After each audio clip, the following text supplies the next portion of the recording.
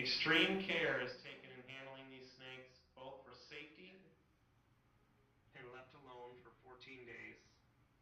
Вадењето отров од змиите е ризична работа. За змискиот експерт Карл Бардин тоа е дел од работата. Вратите на неговиот центар за влекачи во Флорида се отворени за јавноста во надеж дека луѓето ќе го совладаат стравот од змиите. Змиите предизвикуваат секакви емоции, страв, непријателство, најчесто постои недоразбирање. Сеќаваме луѓе што апсолутно мразат змии. Кети Волш го донела внукот во центарот. Најпрвин се плашеше од змии, но сега ги сака и се забавува.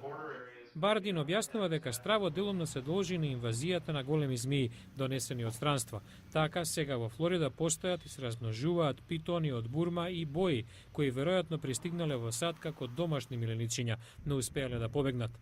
Нив им одговара топлата клима на Флорида, која според проценките е дом на вкупно 10.000 змии.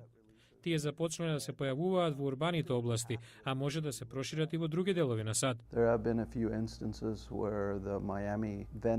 Во неколку случаи службата за змии реагираше во урбани области.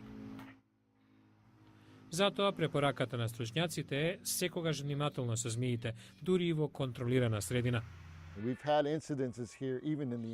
Во САД имаше примери, искусни луѓе кои работеле во зоолошка градина да бидат нападнати и убиени од змии.